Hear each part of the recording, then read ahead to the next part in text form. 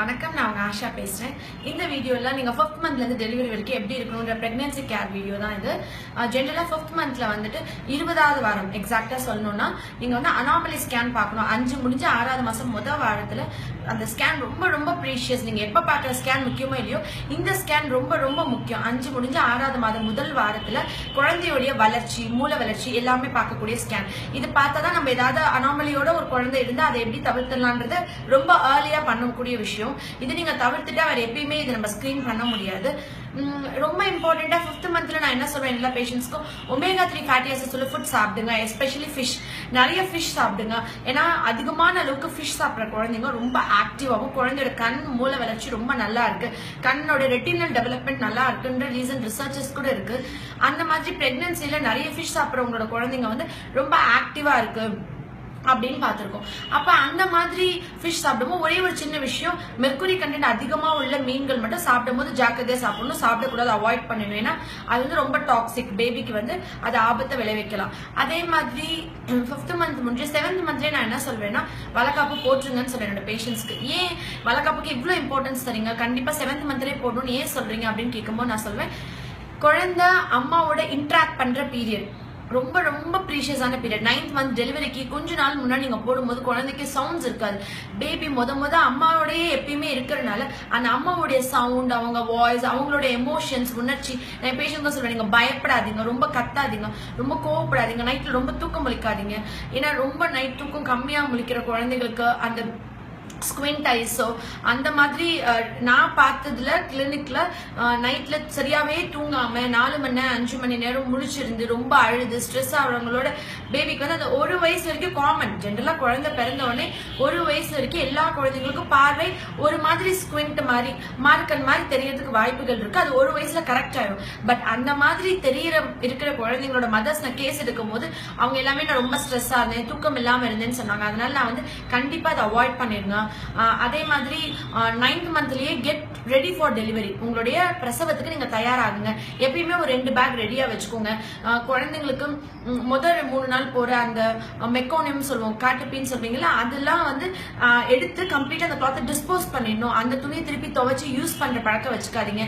அதே மாதிரி பழைய சாரீஸ் எடுத்து தொட்டில் சேலைக்கு துவைச்சி அந்த மாதிரி வைக்காதீங்க. தொட்டில் சேலைன்னு நீங்க பார்த்தீங்கன்னா பியூர் காட்டன்ல எல்லா கடைகள்லயும் அந்த சாரீ கிடைக்கும்.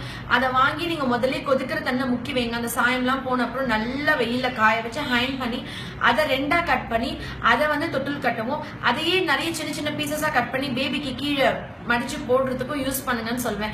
இது எல்லாமே நீங்க பேபி பிறந்த உடனே போடுற எந்த ட்ரெஸ்ஸா இருந்தாலும் அதை வந்து வாங்கின புது ட்ரெஸ் அப்படியே போட்டு விடாதீங்க. அதை நல்லா தண்ணியில கொதிக்க வச்சு தண்ணியில வச்சு அந்த வெயில காய வச்சு அப்புறமா பேபிக்கு எடுத்து யூஸ் பண்ணுங்க. இல்லைன்னா ரேஷஸ் நிறைய வரும். இதெல்லாமே நான் வந்து டெலிவரி முடிச்சு 1st மந்த்ல இருந்து பேபி கேர் சொல்லி தரும்போது நான் அந்த வீடியோஸ்ல அதை பத்தி டிஸ்கஸ் பண்றேன். இப்போ பிரெக்னன்சில டெலிவரிக்கு போகும்போது நீங்க என்ன தயார்படுத்திக்கணும்ன்றதுதான்.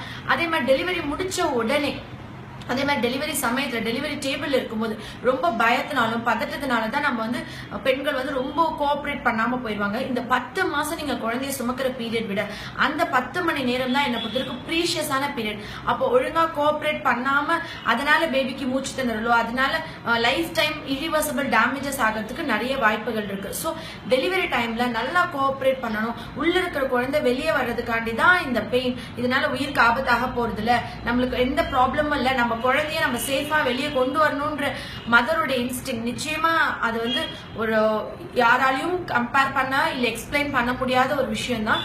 பட் அதுக்கு நம்ம எவ்வளவு தூரத்துக்கு கோஆபரேட் பண்றோமோ, பிரிஜுடைஸ்டா இல்ல எனக்கு சிசேரியன் தான் வேணும், நான் எனக்கு வலி தாங்க முடியாதுன்னு இப்ப நிறைய பெண்கள் வாலண்டியரா கேட்கறத பாக்குறேன். அதனால அந்த 1 நிமிஷம் நீங்க சேஃபா இருக்கலாம், பட் லைஃப் டைமுக்கு நம்மளுக்கு நிறைய கஷ்டம் இருக்கு.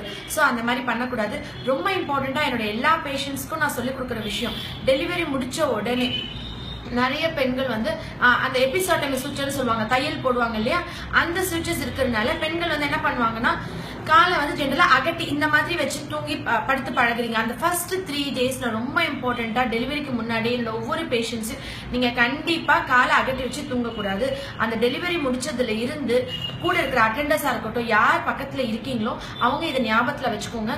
டெலிவரி முடிச்ச உடனே அவங்க காலை ஒரு கால் மேல ஒரு கால் இந்த மாதிரி போட்டு தான் தூங்க வைக்கணும். சப்போஸ் அவங்களை அறியாம பெயின்னாலயோ இதனாலயோ அவங்க அகட்டி வச்சு தூங்கினாங்கன்னா நீங்க வந்து அம்மாவோ ஹஸ்பண்டோ யார் பக்கத்துல இருக்கணும் அந்த மாதிரி போனுங்க. ஏன்னா அந்த மாதிரி அவங்க தூங்கும்போது நிறைய கர்ப்பவாய்க்குள்ள காத்து போயிட்டு அவங்களுக்கு வந்து நெக்ஸ்ட் கொஞ்ச நாள் கழிச்சு நிமிந்தா குனிஞ்சா இல்ல சிரிச்சா வெளியிடங்களுக்கு போகும்போது அவங்களுக்கு கர்ப்பவாய் வழியா காத்து போறது தொந்தரவு, அது பேர் பைசோமெட்ரான்னு சொல்லுவோம்.